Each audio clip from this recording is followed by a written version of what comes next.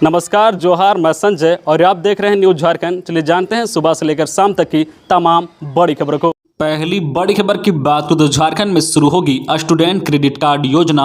मुख्यमंत्री हेमंत सोरेन अपनी सरकार के 2 वर्ष पूरे होने पर 29 दिसंबर यानी कल राज्य के युवाओं को खास तोहफा देने जा रहे हैं। सीएम झारखंड के छात्रों के लिए स्टूडेंट क्रेडिट कार्ड योजना लॉन्च करेंगे। जानकारी के अनुसार झारखंड के शीर्ष स्तर पर स्टूडेंट क्रेडिट कार्ड योजना पर सहमति बन गई है।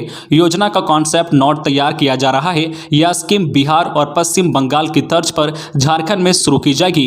इसके साथ ही मुख्यमंत्री राज्य में किसान पाठशाला, नई पर्यटन नीति, 1000 दिनों का पोषण अभियान की शुरुआत भी करने जा रहे हैं। अब तक की तैयारी के मुताबिक 12वीं पास छात्रों के लिए स्टूडेंट क्रेडिट कार्ड योजना शुरू की जाएगी। अगली बड़ी खबर की बात करें तो झारखंड में संक्रमण की रफ्तार बढ़ी, नए केस 130 पार। कोडरमा के एसपी को भी हुआ कोरोना।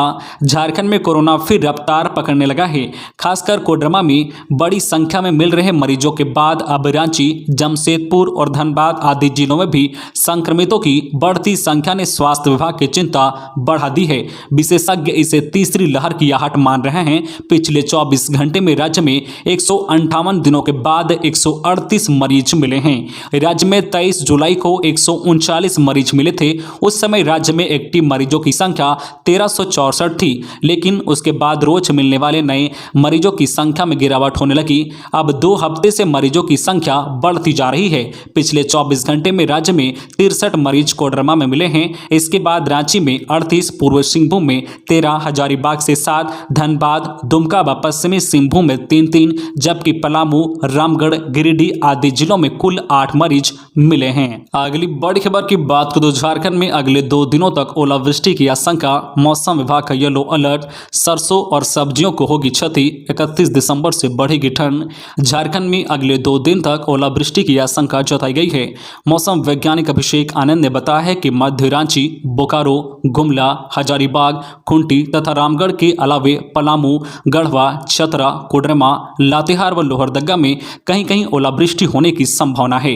देवघर, धनबाद, दुमका, गिरिडीह, गोड्डा में हल्के से मध्यम दर्जे की बारिश के साथ ओलावृष्टि भी हो सकती है। मौसम केंद्र की पूर्वानुमान रिपोर्ट के अनुसार 30 दिसंबर तक बारिश के आसार हैं। हालांकि आज सुबह से ही झारखंड के कई जिलों में बादल छाए हुए हैं और कई जिलों में हल्की बारिश हुई है। वहीं शाम तक अन्य जिलों में भी बारिश के आसार हैं। इस दौरान हल्के से लेकर मध्यम दर्जे की बारिश हो सकती है। हालांकि कल 29 दिसंबर को भी राज्य में बारिश की संभावना है।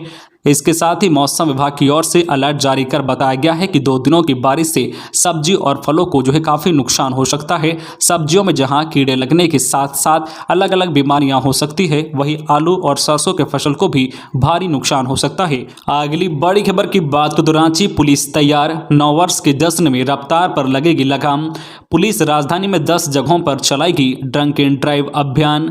9 वर्ष के जश्न और उत्साह में खलल ना पड़े, इसके लिए रांची पुलिस ने तैयारी कर ली है। शराब पीकर या नशे की हालत में तेज रफ्तार वाहन चलाने वालों पर पुलिस सख्ती बरतेगी। 29 दिसंबर से 1 जनवरी तक जिले में 10 जगहों पर ड्रंक एंड ड्राइव अभियान चलाकर तेज रफ्तार वाहन चलाने वालों पर कार्रवाई की जाएगी। नशे की हालत में तेज रफ्तार में वाहन चलाते पकड़े गए तो पुलिस विधि सम्मत कार्रवाई करेगी, वाहन जब्त करेगी, जुर्माना लगाएगी और जेल भी भेजेगी। सिटी एसपी सह प्रभारी ट्रैफिक एसपी सौरभ ने बताया कि वाहन सवार 9 वर्ष का जश्न मनाने के दौरान तेज रफ्तार में गाड़ी चलाते हुए दुर्घटना के शिकार हो जाते हैं। तेज रफ्तार की वजह से आम लोग को भी परेशानियों का सामना करना पड़ता है। खबरों में आगे बढ़ने से पहले आपसे रिक्वेस्ट है कि अगर आप चैनल को सब्सक्राइब नहीं किए हैं तो प्लीज चैनल को सब्सक्राइब करके बेल आइकन प्रेस कर दे, जिससे आपको झारखंड की हर छोटी बड़ी खबर का अपडेट आप तक पहुंचता रहे। चलिए बढ़ते हैं खबरों की ओर। अगली बड़ी खबर की बात तो वायु सेना के जवान का शव पहुंचा धनबाद। तबियत बिगड़ने के बाद सैनिक अस्पताल में चल रहा था इलाज, हो गई मौत। भारतीय वायु सेना में सार्जेंट के पद पर तैनात प्रकाश तिवारी का शव सोमवार रात धनबाद पहुंचा। पार्थिव शरीर को पूरे सम्मान के साथ उनके घर ठाकुर कुल्ही धेया लाया गया, जहां वायुसेना के सशस्त्र जवानों ने अंतिम सलामी दी। बताया जा रहा है कि प्रकाश त्रिवेंद्रम में ड्यूटी पर तैनात थे। इसी दौरान तबियत खराब होने के बाद उन्हें सैनिक अस्पताल ले जाया गया। गया, जहां इलाज के दौरान उनकी मौत हो गई। अगली बड़ी खबर की बात करें तो भीड़ रोकने को स्थानीय स्तर पर पाबंदी लगाएं। गृह मंत्रालय ने ओमिक्रॉन के बढ़ते खतरे के मद्देनजर राज्यों को नया फरमान जारी किया है, जिसमें नए साल और त्योहारों के मद्देनजर भीड़ को नियंत्रित करने पर जोर दिया गया है। राज्यों से कहा गया है कि वह जरूरत पड़ने पर स्थानीय स्तर पर पाबंदियां लगाएं, 5 चरण की रणनीति बनाएं। केंद्रीय गृह सचिव अजय भल्ला ने राज्यों के मुख्य सचिवों को यह फरमान जारी किया है। भल्ला ने परामर्श में कहा है कि राज्य तथा केंद्र शासित प्रदेश त्योहारी सीजन के दौरान भीड़ को नियंत्रित करने के लिए जरूरत के हिसाब से स्थानीय स्तर पर पाबंदियां लगाने पर विचार करें और ढिलाई न बरतें। अगली बड़ी खबर की बात करें तो ओमिक्रॉन की खतरनाक रफ्तार। देश में एक दिन में सबसे ज्यादा 135 मरीज मिले। 25 दिन पहले सिर्फ 2 केस थे, अब 687 हुए। देश में कोरोना वायरस के ओमिक्रॉन वेरिएंट ने खतरनाक रफ्तार पकड़ ली है। पिछले 24 घंटे में एक दिन में सबसे ज्यादा 135 मामले दर्ज हुए हैं, जिससे कुल मरीजों की संख्या बढ़कर 687 हो गई है। पिछले 24 घंटे में गोवा और मणिपुर में भी ओमिक्रॉन ने दस्तक दे दी है। ओमिक्रॉन अब तक 21 राज्यों में फैल गया है। वहीं दिल्ली में पिछले 24 घंटे में ओमिक्रॉन के रिकॉर्ड 63 नए केस मिले हैं, जो कि देश की किसी भी राज्य में एक दिन में मिले नए ओमिक्रॉन मरीजों की संख्या में सबसे बड़ी संख्या है। अगली बड़ी खबर की बात करें तो झारखंड में धर्मांतरण पर विवाद। पलामू में आदिवासी और ईसाई समुदाय के लोग भिड़े, 30 घायल, 25 लोगों पर एफआईआर। झारखंड के पलामू में आदिवासी समाज और मसीही समुदाय में झड़प हो गई। कल सोमवार को नीलांबर पीताम्बरपुर थाना क्षेत्र के दरुआ गांव में बाहर से क्रिसमस गैदरिंग मनाने पहुंचे मसीही समुदाय के कार्यक्रम स्थल पर स्थानीय ग्रामीणों ने हमला कर दिया। दोनों पक्षों के बीच जमकर मारपीट हुई। इसके बाद स्थानीय लोगों ने गैदरिंग कर रहे लोगों को खदेड़ कर गांव से भगा दिया। इसमें 30 से ज्यादा लोग जख्मी हैं। मारपीट और हुड़दंग के दौरान अतिथियों के लिए बना भोजन भी नष्ट हो गया है। गैदरिंग स्थल पर टेंट, कुर्सी और टेबल तोड़ डाले हैं। एक बाइक को भी नुकसान पहुंचाया गया है।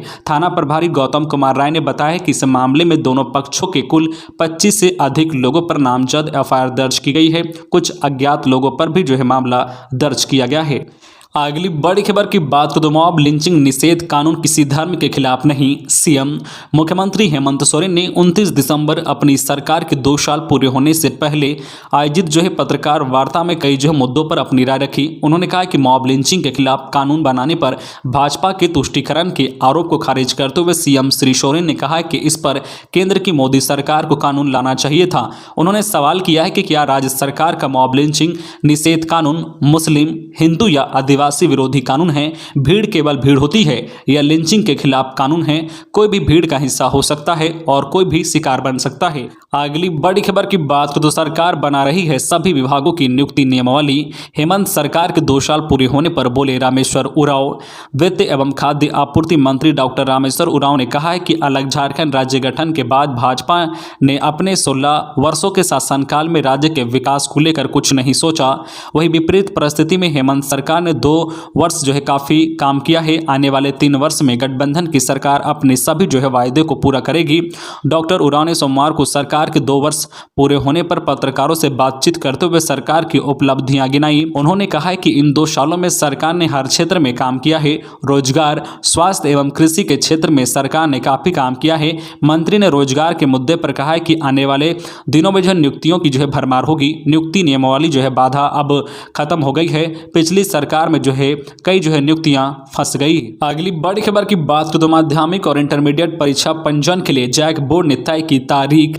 जैक ने सत्र 2021-23 के माध्यमिक परीक्षा और इंटरमीडिएट परीक्षा में शामिल होने के लिए नियमित और स्वतंत्र छात्र छात्राओं के लिए कला, विज्ञान और वाणिज्य संकाय में रजिस्ट्रेशन कराने की तिथि घोषित कर दी है। सभी नियमित और स्वतंत्र छात्र छात्राओं को सूचित करने के लिए पत्र जारी करते हुए विद्यालय और इंटर महाविद्यालयों के प्रधानों को कहा गया है कि 9वीं और 11वीं कक्षा की वार्षिक परीक्षा 2022 के लिए परीक्षा प्रपत्र और वार्षिक माध्यमिक एवं इंटरमीडिएट परीक्षा 2023 के लिए पंजीयन आवेदन ऑनलाइन माध्यम से जमा करना शुरू कर दे। जैक ने इसके लिए बाकायदा तिथि भी घोषित कर दी है। माध्यमिक परीक्षा के पंजीयन के लिए बिना विलंब शुल्क के 3 जनवरी 2022 तक जिला शिक्षा पदाधिकारी के पास ऑनलाइन माध्यम से प्रपत्र भरा जा सकता है। वही विलंब शुल्क के साथ 6 से 11 जनवरी 2022 तक भरा जा सकता है। अगली बड़ी खबर की बात करें तो नए वेरिएंट ओमिक्रॉन को देखते हुए झारखंड सरकार रिम्स के माध्यम से खरीदेगी जीनोम सीक्वेंसिंग मशीन, बचेंगे लाखों रुपए। झारखंड सरकार कोरोना के नए वेरिएंट की पहचान को लेकर जीनोम सीक्वेंसिंग मशीन की खरीद रिम्स के माध्यम से कराने पर विचार कर रही है। इसको लेकर जो प्रबंधन को जल्द आदेश दिया जाएगा। यह मशीन सरकार को पहले खुद खरीदनी थी, लेकिन टैक्स के रूप में 90 से 95 लाख रुपए का खर्च आने की वजह से सरकार अब जो है रिम्स के जरिए मशीन खरीदना चाह रही है। रिम्स को जो है शोध कार्य के लिए मशीन खरीदने पर जीएसटी के रूप में लगने वाला टैक्स माफ हो जाएगा। इससे सरकार का काफी जो है पैसा बचेगा। इधर जो है जीनोम सीक्वेंसिंग जो है मशीन की खरीद के लिए स्वास्थ्य विभाग ने अपनी सहमति दे दी है, लेकिन सरकार द्वारा हर स्तर से पैसा बचाने का प्रयास किया जा रहा है। वहीं जीनोम सीक्वेंसिंग मशीन नहीं होने से राज्य में कोरोना के नए वेरिएंट की पहचान नहीं हो पा रही है, जबकि संक्रमित दूसरे राज्यों से लोग लगातार झारखंड पहुंच रहे हैं। अगली बड़ी खबर की बात करें तो ओमिक्रॉन की आहट के बीच सेंट्रल टीम का झारखंड दौरा, वैक्सीन से लेकर ट्रीटमेंट और तैयारी तक का जायजा ले रही है 4 सदस्यीय टीम। देश भर में कोरोना के बढ़ते मामलों के बीच झारखंड में तैयारियों का जायजा लेने के लिए सेंट्रल की 4 सदस्यीय एक्सपर्ट टीम झारखंड पहुंची है। ये यहां वैक्सीनेशन ड्राइव से लेकर ट्रीटमेंट और तैयारियों का जायजा ले रही है। सभी ने जो है नोडल ऑफिसर के साथ अलग अलग बैठक कर हालत को समझने की कोशिश कर रहे हैं।